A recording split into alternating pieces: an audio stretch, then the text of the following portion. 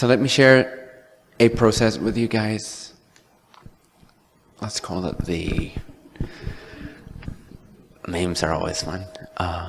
Let's call it the 3-day process. So whenever you embark upon a change in your life,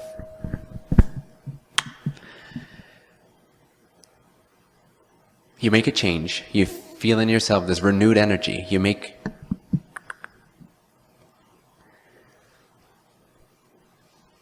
one second.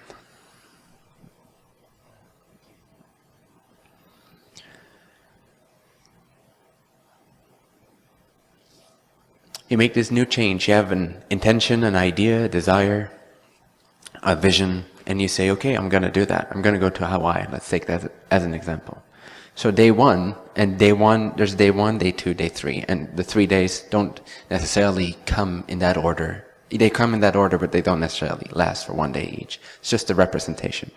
But on day 1, we make the new decision. We make the new intention. We feel the revelation. We feel, yes, that's a beneficial change to make in my life. That frees me up. That feels aligned. That resonates.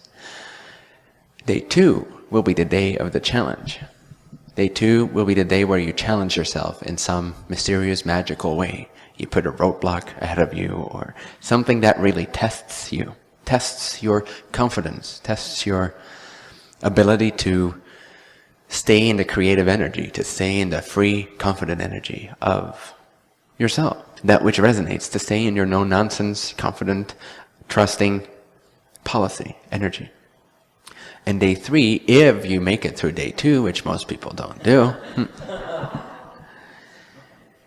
is the day of confirmation, the day of celebration. It's the day of deeper conviction, because you're now shown the results of your perseverance, of your confidence. And so the results are confirming. It's the day of confirmation, and it is a celebration. You rejoice, you feel really happy, you feel really ecstatic.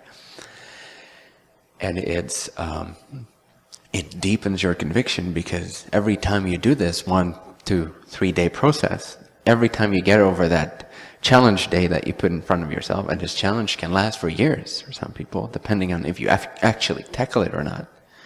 And it may last just a second, depending on the challenge and depending on how ready you are and how confident your no-nonsense policy is.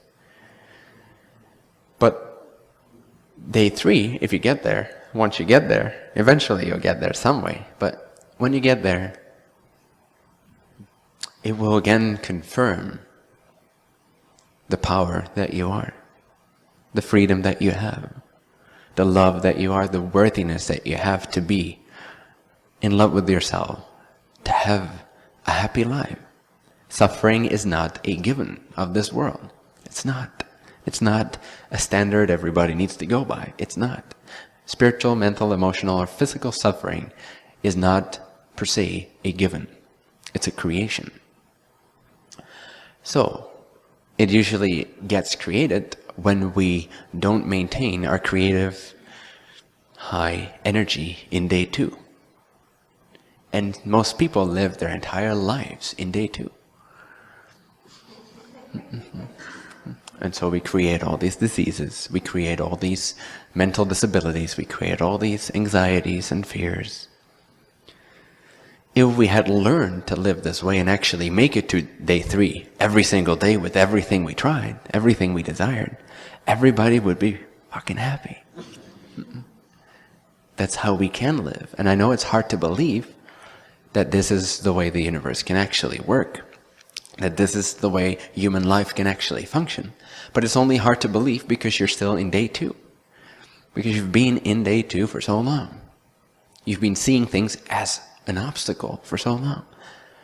So no wonder if for 58 years, or maybe a little less, assuming as a kid you didn't see obstacles, you've seen obstacles.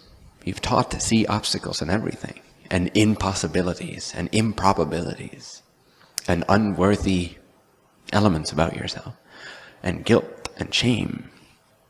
No wonder you don't believe in heaven on earth. No wonder you don't believe that life can actually smoothly, intelligently, beneficially, lovingly work for you. No wonder you feel betrayed. No wonder you feel like a victim. No wonder you feel afraid, scared, alone, incapable, incapacitated, etc., inadequate, unworthy. But if we teach our kids, and if we now teach ourselves, this day 1, day 2, day 3, this 3-day process of the intention, the new vision, the desire, the authentic desire that springs up in our heart, like a child has a desire, has a vision. Yeah, this is totally possible. Then day 2, where you put a challenge in front of yourself. Now day 2 does not even have to last, doesn't even have to occur anymore at some point. But since we are still in this sort of collective agreement as we are, there's going to be a day 2. There's going to be a challenge. There's going to be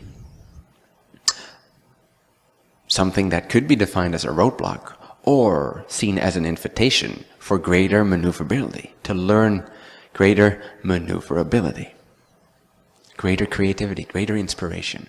Let everything be an inspiration for even greater confidence that it's not an obstacle. It's just an invitation to check in with your energy and to move forward.